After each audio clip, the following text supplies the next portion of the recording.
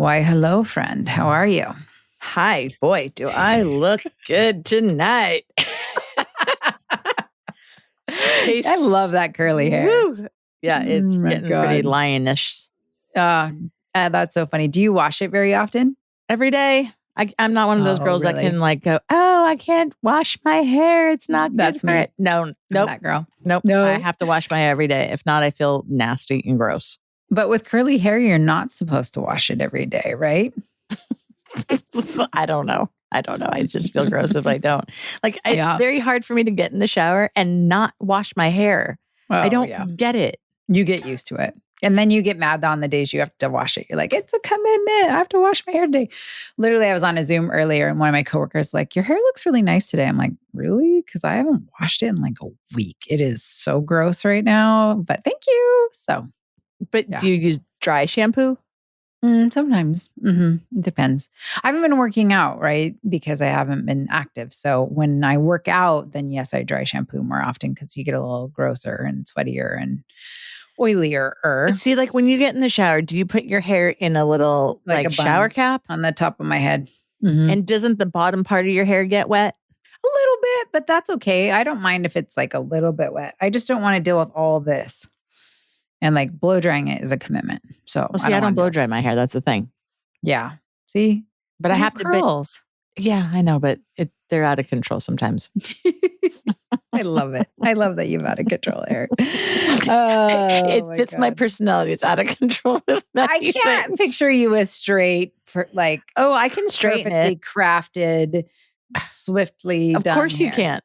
Yeah, of course you that can't. wouldn't be you. That's definitely not me. I am a mess. I love it. I love it. I love your mess. Thank you. So I was thinking this week I had to, for our WTF moment, I didn't have to. I offered to go and pick up my friend's son from school. So I have not been working out because I had surgery a few weeks ago, but my friends were all going to go to yoga. And my one friend was like, I can't pick up. I don't think I can go because I got to get my kid from school. And I was like, well, I'll go get him because I can't go to yoga. She's like, oh, really? That'd be amazing. I'm like, sure. He's like 15. He's just getting out of football practice or something. I'm happy to go pick him up. Well, my new car has so many safety features, right? That like I was backing up and all of a sudden it slams on the brakes. Have you ever had that? Yes, it's terrifying. Oh my God. I was like, and I'm thinking, I hit a fucking kid in the parking lot. Like something has happened because it like totally slammed on its brakes. So I thought, did I hit another car? Of course, I had just gotten their kid in my car and I was like, right? The one day I like pick up a teenager and then I do it. No, I don't even know why it braked.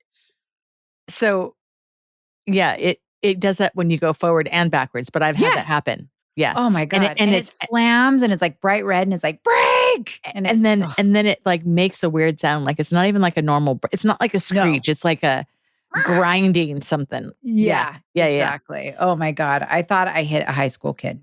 I thought I had no idea why it happened. And I was like, oh my God, I'm so sorry. He's like, it's okay. He's like, I think you almost hit that car. And I was like, how the fuck did I almost hit a car? There was no car. No. Oh my God. Poor guy.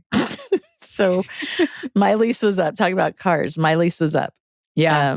And it's great because every year or not every year, but my lease was up and it was 3.5 years. Normally it's 3 years. So, and I drive an Audi and the other Q5 that was out for 2025 was like crazy expensive, but it has like this new kind of like dashboard. It's pretty sleek. It's sexy. Cool. It's the whole thing.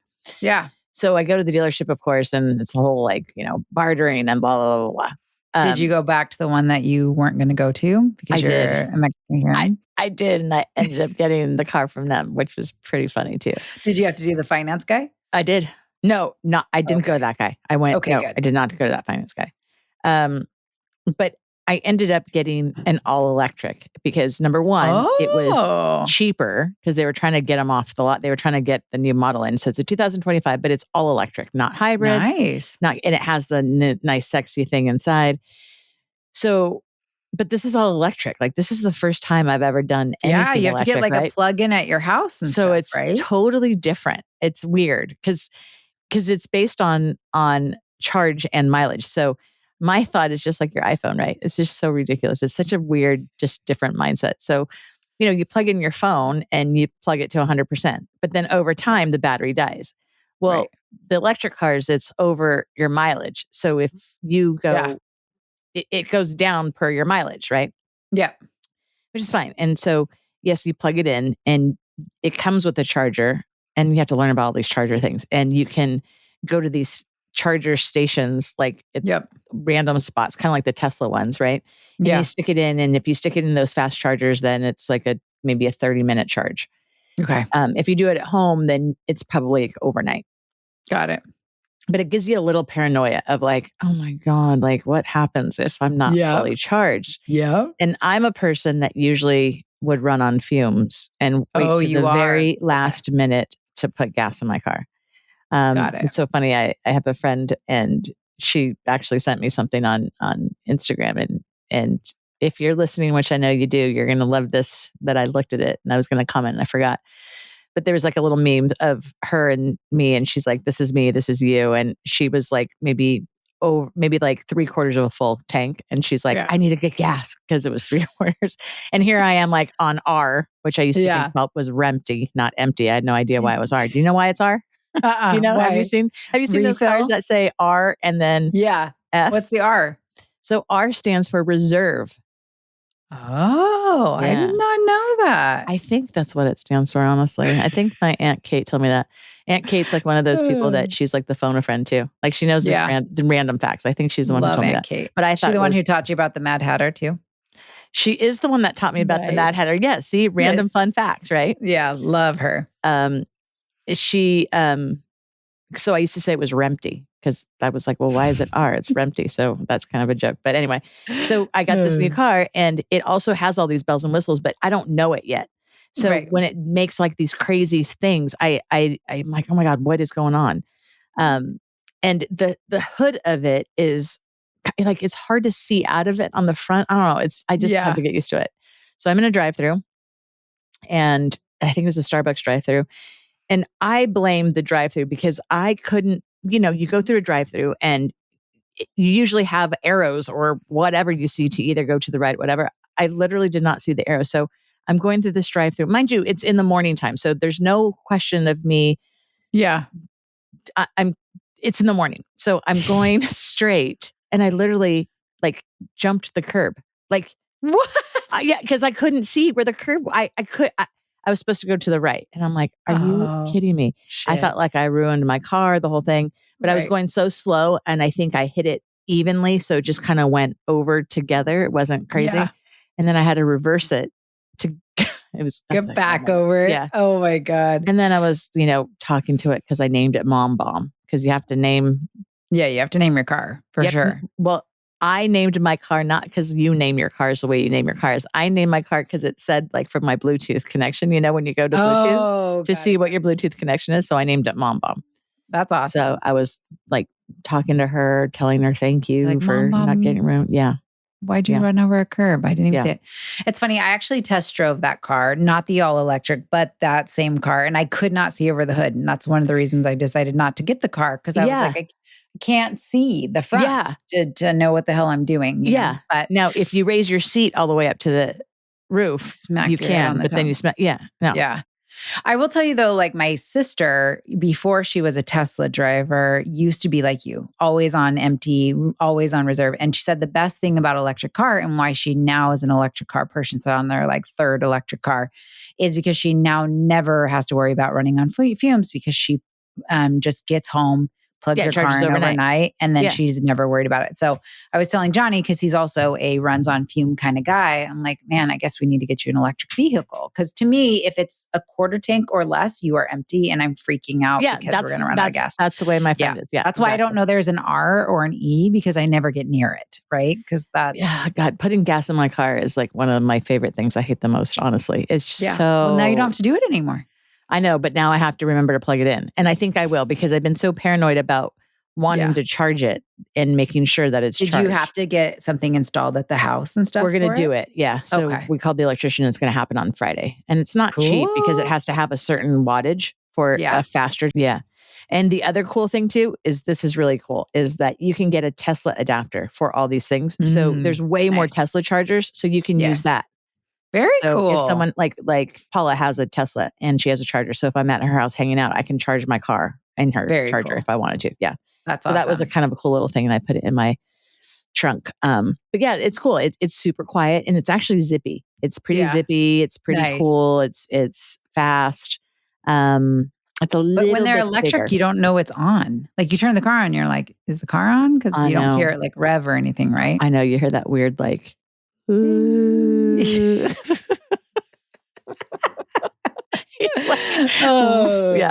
I can't wait till I'm in LA next time, so you can give me a ride in your cool car. It's very cool. I like it.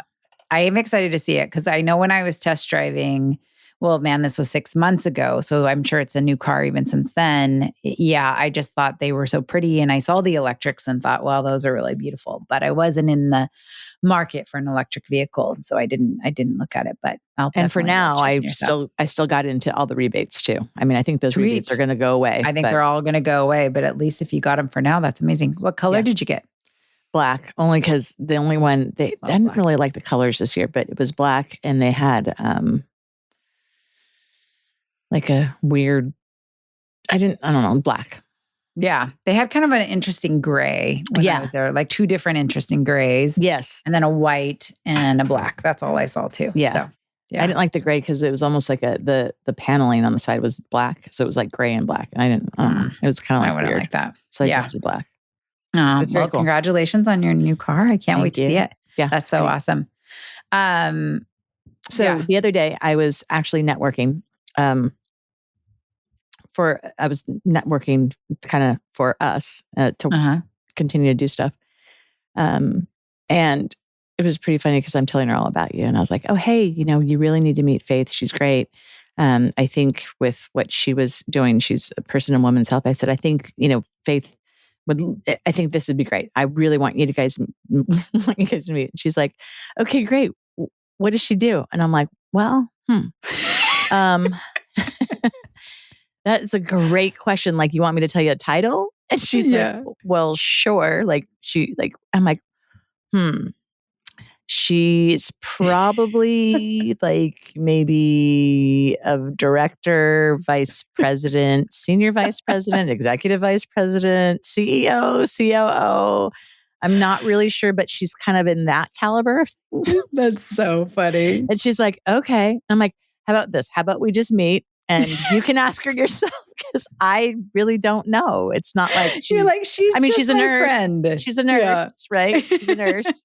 That's what her license are. But so, I know that I've gotten some questions from some of our listeners and okay, listen, you're a physician assistant. You work in orthopedics. You worked in spine.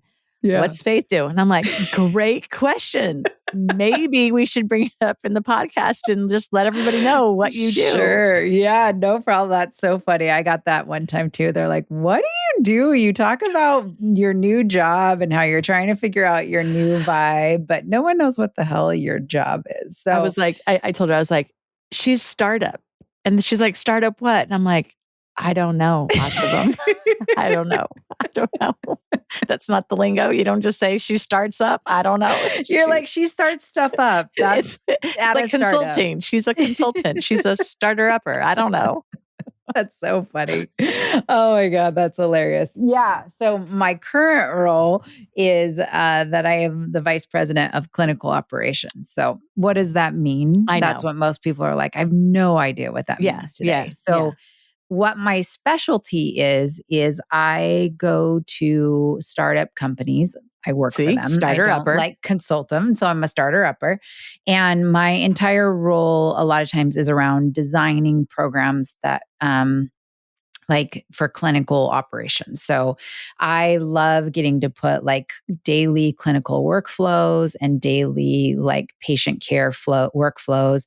And I get to design them for a company and then I get to like put them into place and operate them. So what I like about it is I get to have the nursing side of the brain where I think about patient care, What are patient policies around that? What's patient safety related to that? But then I also get to like train the staff how to do that. And I get to make sure that it like runs smoothly on a daily basis. So a lot of times I have a job because doctors, while they are fantastic at so many things, a lot of them don't actually know how to run a business or how to do a lot of the business side of their business. And so that's a lot of times where I come in and I help them run their businesses. So to like dumb it down a little bit, I'm imagining what, so like you have a room full of patients, you have a surgeon, you have a doc who has to see those patients, and that workflow from when the patient enters into the waiting room to get checked in, that whole entire workflow, how you check out, what you do, what you say, who's where, who's this, all that kind of stuff. I think about, it depends on the scope of the company I work for, right? But like at my large health employer, I had the entire back office. So I didn't manage workflows for like how people called and booked an appointment or how people registered for an appointment. But I did have every single work from the minute you checked in through the time you left the clinic. So in pediatrics, did you get roomed? Did the doctor come see you? Did you get your vaccines? In women's health, did you have a gynecology procedure? Did we do that from end to end? So I kind of do that entire spectrum of the minute you say, hi, I'm here for my appointment, all the way through the back end of it of like, I'm walking out the door. So all those nuances is me and my teams and like thinking through those workflows. And then my last company, they brought me on because they weren't in operations at all. They didn't have workflows for operations. They were a genetic and product company. And so they started to launch operations because they were supporting big COVID initiatives. So they brought me in to actually design and build it from scratch because they just didn't have the infrastructure to know how to do this. How do we store vaccines? How do we do safe patient handling? How do we think about patient flow in line? It's funny, but when you're in operations, I always tease we're like the silent Batman in the back of the room. Oh, for sure. Operations is when everything goes really well. And operations is when everything falls apart, right? And if you don't have great oiled operations, that's the stuff that's on a Yelp review, right? Like they were terrible. And this is all the things that did that. Well, that's my job to think about. Even like when I managed a COVID clinic, my job was to think about the minute you park your vehicle to walk into my COVID tent to the time you exit 30 minutes later. I have to carefully orchestrate every minute of that and think about that staffing and, safe like models. So I love it. It's so fun. My current company, I've been there about a year and a half, a little over a year and a half. And I came in to do a musculoskeletal group and really grow those providers and grow those practices and just help orient new practices into the company.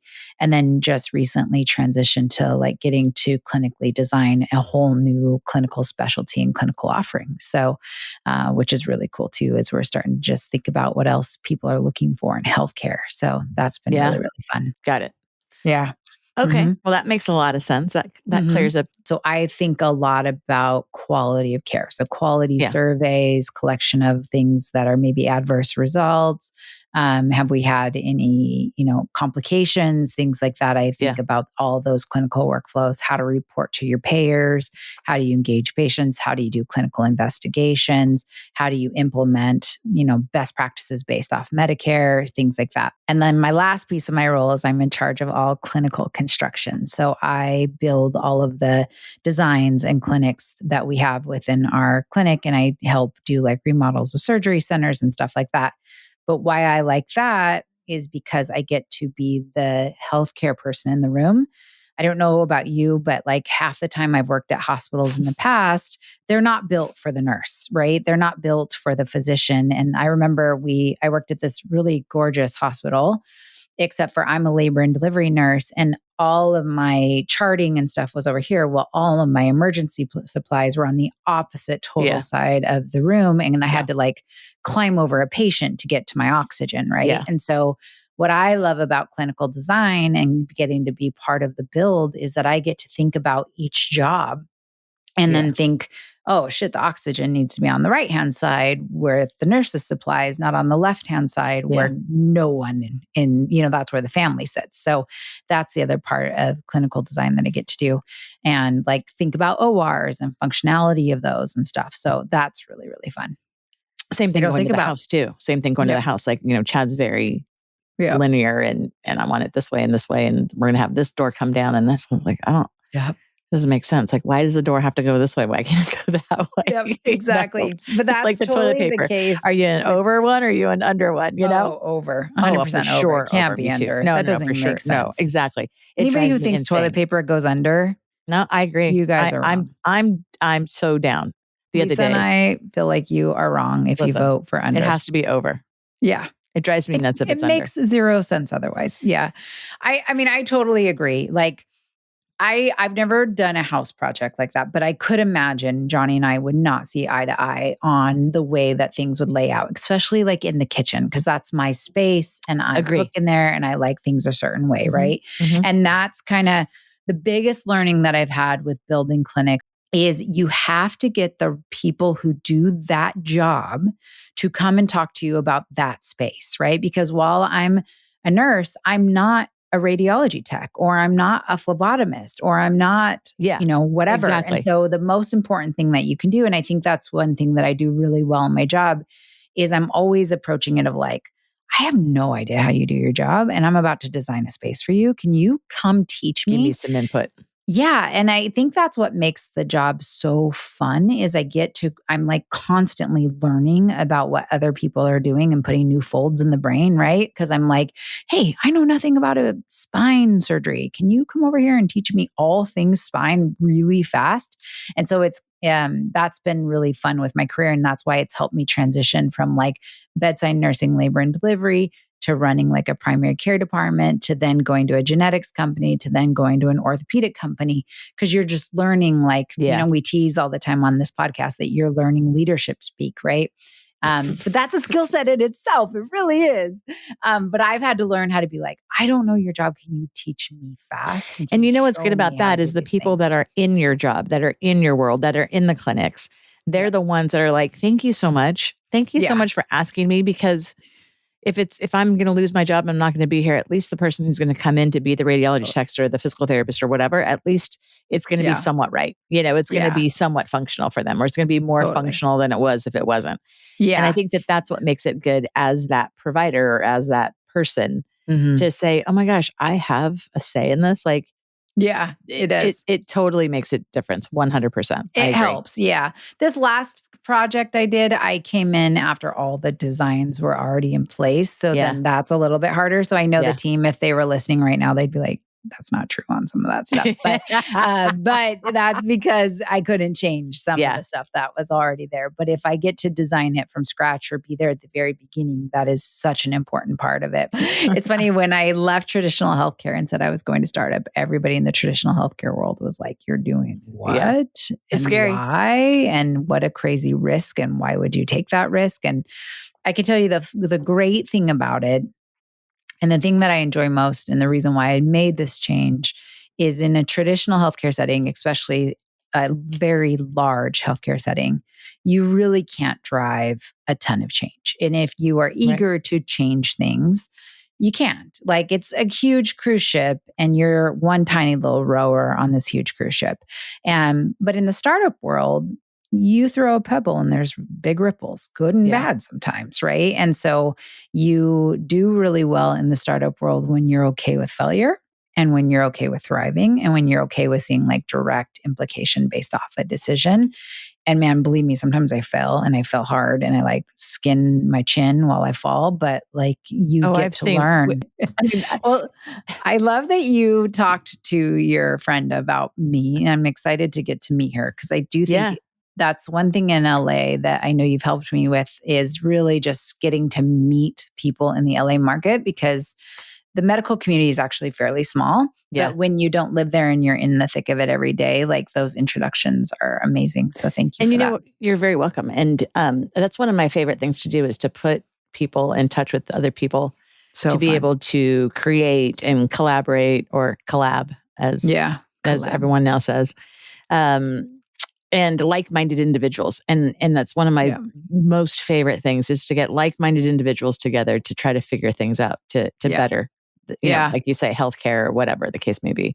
As you know, we love to end our nights really looking at gratitude. And we've talked about a lot recently how moments of gratitude help us just reset and help towards our mental health. And so I'd love to hear about what you're grateful for today.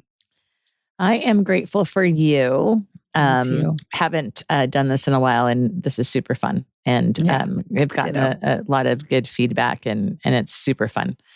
So I'm grateful that you decided to join this journey in this podcasting world journey that we're on. Wherever it's going to go, who knows? Oh my God, we'll see. I know. And I'm grateful that I recently had, so I had my DEXA, so that was good results. And I had some other tests that were some good results as well. So now I don't think if I'm dizzy, it's probably a hormone thing, not a brain tumor. And I shouldn't say that, but maybe it is. And I'm grateful for my new car.